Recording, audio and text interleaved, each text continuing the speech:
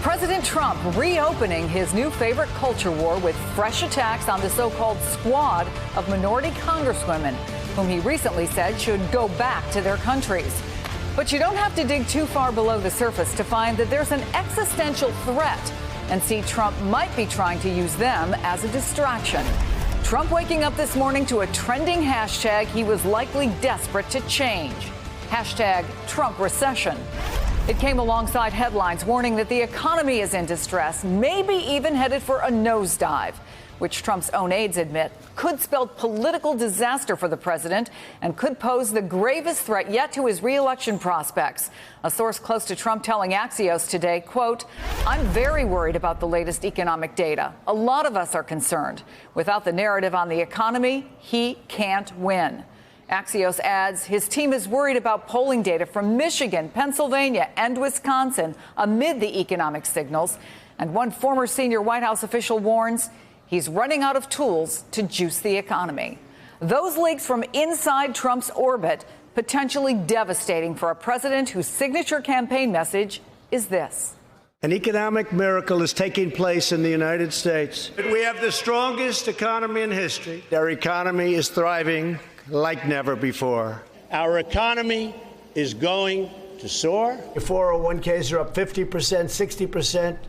Somebody told me 78%. We've had the highest stock market in the history of our country. Our country now has the hottest economy. We'll win so much you're going to get sick and tired of winning. We will keep winning, winning, winning.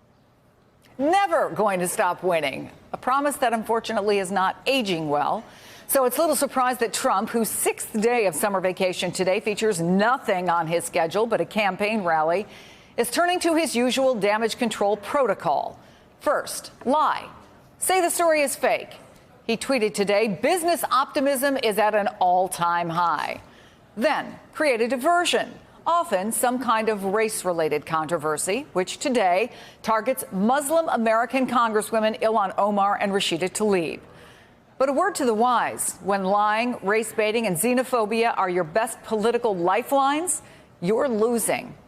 Here to talk us through it all from the Washington Post, senior political reporter Aaron Blake. At the table, A.B. Stoddard, associate editor for Real Clear Politics. Rick Stengel, who worked in President Obama's State Department and was a former managing editor at Time magazine. And Juanita Tolliver is director of campaigns at the Center for American Progress Action Fund. Aaron, of the many quotes we just heard from the presidents, one of my favorite is 50%, 60%, somebody told me 78%, something in there. But your headline today reads, recession could doom Trump's reelection. Are the folks inside the White House that Axios is quoting right to be really worried right now? The short answer to that is yes, and it's not surprising that we're starting to see some of these leaks, like you pointed out in that Axios story. I went through the history of presidents who had to run for re-election after recessions that happened in the last 2 years of their first term. What I found was that the last 4 presidents who had that kind of a recession so shortly before their re-election race all lost re-election. Of the last 9 presidents who didn't have that kind of recession, all of them won. Now, it was a little bit more mixed before that. Recessions were a lot more common before that. But this is a pretty demonstrated pattern that we've seen over the last century plus in American politics. The other thing with President Trump in particular is that I think it could actually be more damaging for him for this reason. Right now, he's basically got one thing going for him as far as a policy in his re-election campaign, but it's a big one. The economy is what people generally regard as being the most important thing with a re-election race. The moment that goes away for the president, he is no longer going to be in the low 40s, mid 40s. He's going to drop below that. And at that point, as an incumbent president, it just becomes very, very difficult to put together the math that you need to win the Electoral College. Yeah, Bloomberg put it pretty succinctly when they wrote, one expert told us, short of Justices Gorsuch and Kavanaugh disclosing membership in the Communist Party, it is hard to think of any development that could undercut Trump more than a recession, AB.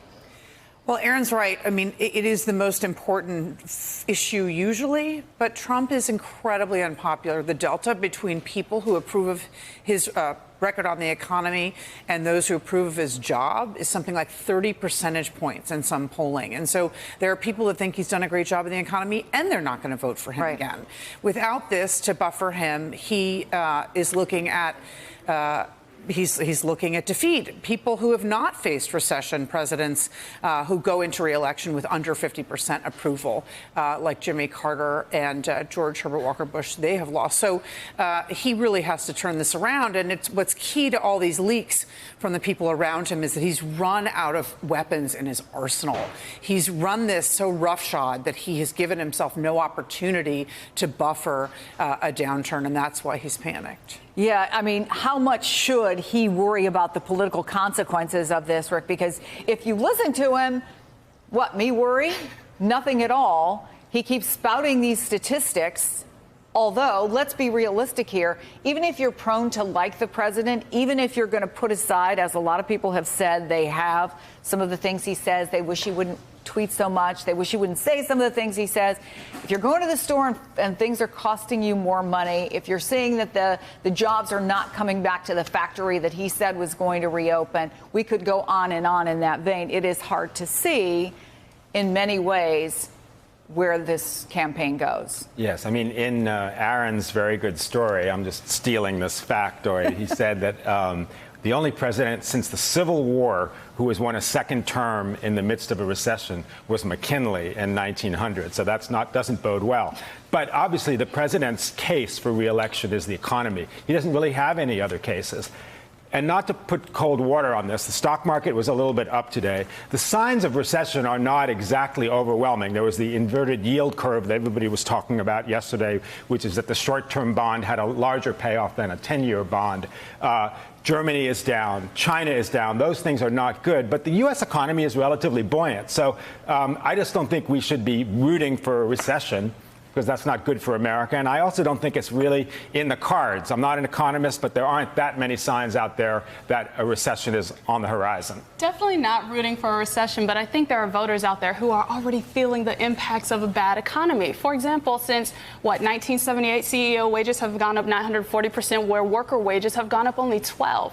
Or farmers, like a farmer our team talks to out in Wisconsin named Les. He's a dairy farmer. His stock of soy and dairy is not moving. He already knows that Trump and his trade by tweet policy is impacting him as a farmer, and he is losing now. So there are people out there who are struggling to make ends meet, and I think anything that escalates with Trump's tariff war and trade war is only going to hit us harder in our pocketbooks. Yes, and the thing is, I mean, there's been an expansion for 10 years now. That's 8 years under Obama, 2 years under Trump. But lots of people haven't felt part of the expansion for all that time. Right. And those people, I hope, are not going to vote for Donald Trump, because Donald Trump ain't going to help them. Yeah, and if you're feeling the recession, you're not necessarily saying to yourself, oh, but it was due. You're saying, I'm feeling the recession, right? And how do we fix this? And to the point of how do we fix this, there's a great piece in the Washington Post from Catherine Rampell.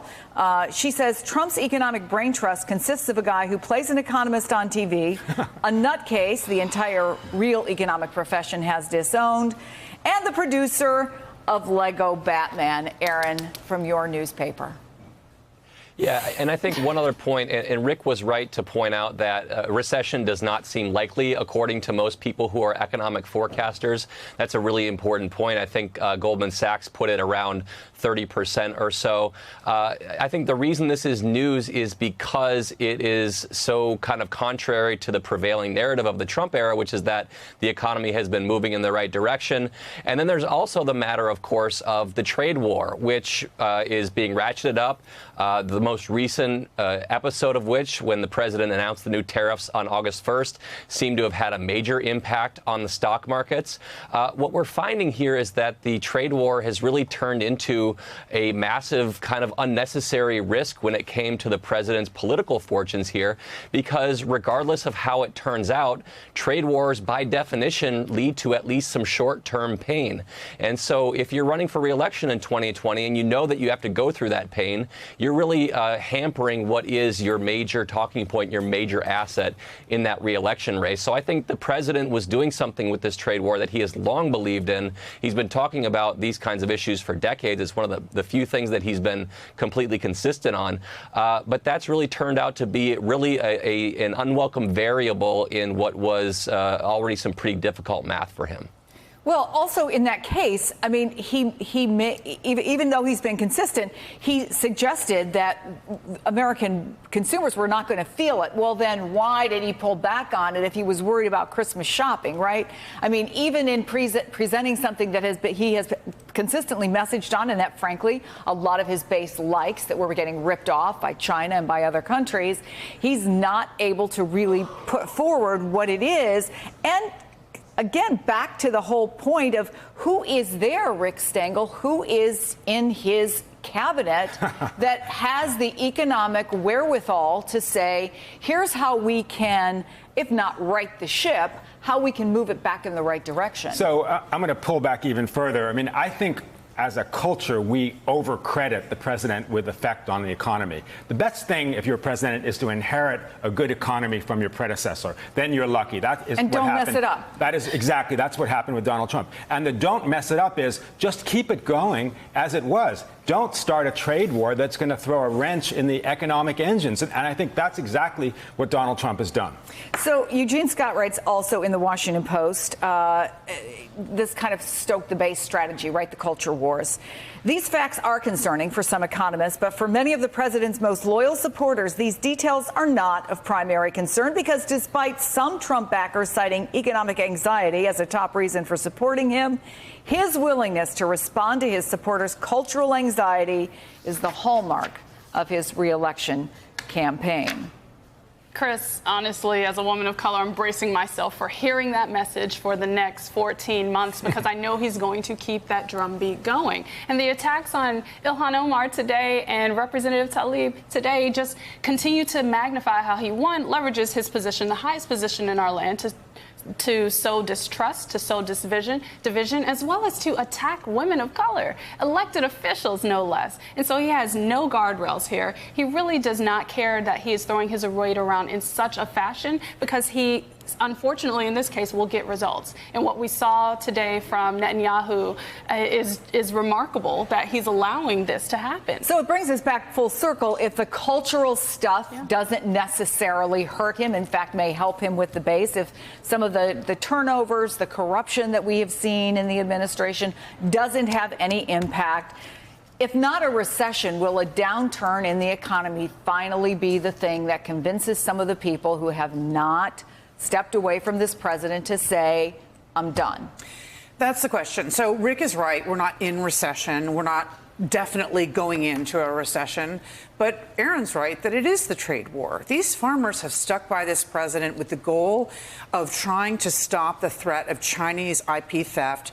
What I think the advisors around the president have concluded is that the Chinese have dug in for the long haul, and they believe in a pre-election panic next year, they'll get an agriculture-only deal from President Trump that doesn't touch IP theft, if anything. And the farmers are devastated for generations. Some of them have to sell their farms. They've sold their cows. There are skyrocketing rates of suicide in the dairy community. These devastations will last at least 10 years if they are lucky. Probably 20 to 30 or in their lifetimes. These supply chains will not be reversed if the president reversed his tariffs today. And so the problem with the trade war, as Aaron brought up, is that he is running out of ways to mitigate the damage that the trade war has done. A year from now, how great are those farmers are going to feel? I don't care what women he's attacking in the House of Representatives. How can they hold on in this environment, even if the president tried to find a solution now on tariffs? The damage is done. Hey there, I'm Chris Hayes from MSNBC. Thanks for watching MSNBC on YouTube. If you want to keep up to date with the videos we're putting out, you can click subscribe just below me or click over on this list to see lots of other great videos.